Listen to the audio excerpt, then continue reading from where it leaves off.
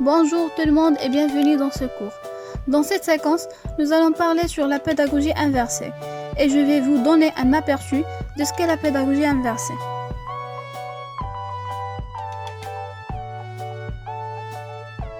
L'école doit s'adapter et réfléchir aux nouvelles pédagogies à mettre en place. Dans certains pays, la classe inversée est la méthode d'enseignement innovante adaptée aux nouvelles générations. C'est l'expression utilisée par Marcel Lubrin qui s'efforce de la propager dans le monde francophone. Le principe, c'est découvrir les leçons théoriques chez soi et profiter des moments en classe pour la mise en pratique des connaissances en petits groupes.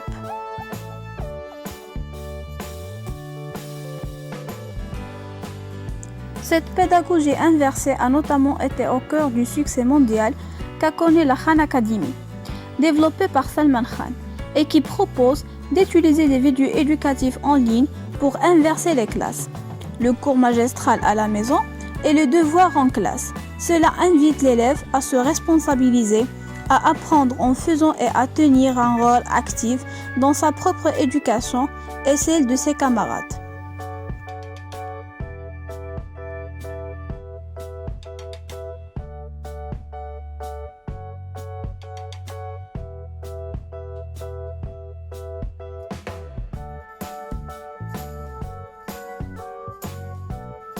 La classe inversée peut se définir simplement tout ce qui est traditionnellement fait en classe l'est à la maison, tandis que ce qui est fait à la maison l'est en classe. Bien entendu, ces définitions ne rendent pas compte de tous les aspects de la classe inversée et regroupent sous l'égide de la tradition ce qui en fait l'enseignement magistral. Nous entendons par l'enseignement magistral les leçons qui sont centrées sur l'utilisation de l'exposé magistral comme outil principal de transmission du savoir. Sans parler du manque de nuances dans le type d'activités en classe et hors classe, qui ne sont pas aussi clairement divisées, plus spécifiquement dans la proposition de la classe inversée.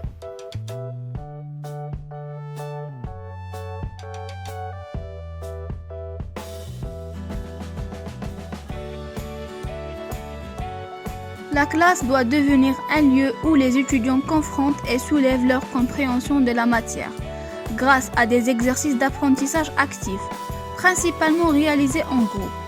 Pour ce faire, ils se préparent avant le cours en faisant par exemple des lectures ou en écoutant des vidéos sur la matière qui sera travaillée en classe.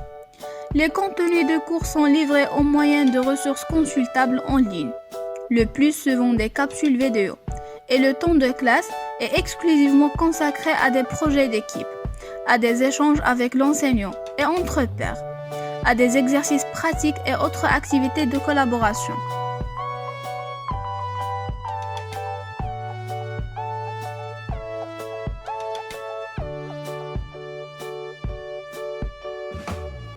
Nous définissons donc la classe inversée comme étant une approche pédagogique, puisqu'elle réorganise des méthodes pédagogiques bien connues en dehors de la classe et des méthodes centrées sur l'étudiant dans la classe.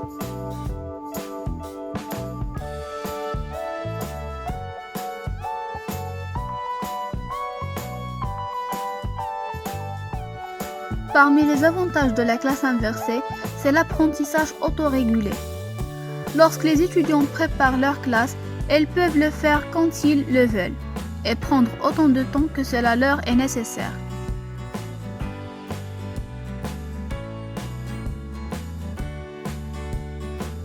Meilleur approfondissement du sujet. Lorsque les étudiants ont déjà des connaissances de base sur un sujet, il est possible d'approfondir le support pédagogique.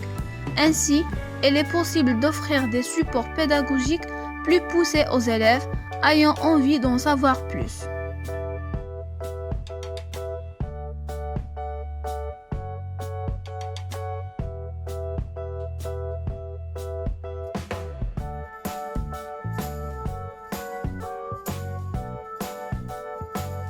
La classe inversée développe l'autonomie des élèves et leur curiosité. Les élèves sont plus responsables de leur apprentissage. Ils suivent les leçons à leur rythme, sont actifs en classe et peuvent être facilement encouragés à chercher des réponses à leurs questions. autrement qu'en se référant à l'enseignant.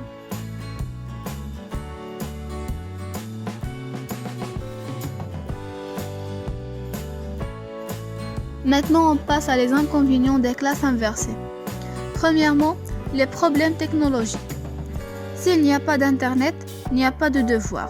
De plus, si un élève oublie son mot de passe ou que son ordinateur ne fonctionne pas correctement, elle peut rapidement prendre du retard. Par ailleurs, les étudiants n'ayant pas d'ordinateur adapté ou de connexion internet stable pourraient tout simplement ne pas pouvoir étudier du tout.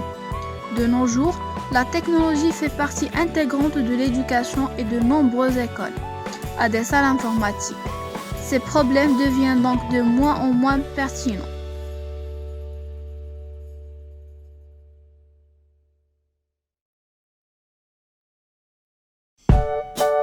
Deuxièmement, cela prend du temps. Bien que les classes inversées finissent toujours par faire gagner du temps aux enseignants, cela demande pour du temps, d'énergie et d'organisation pour les mettre en œuvre. Surtout la première fois, les enseignants doivent expliquer un tout nouveau concept à leurs élèves.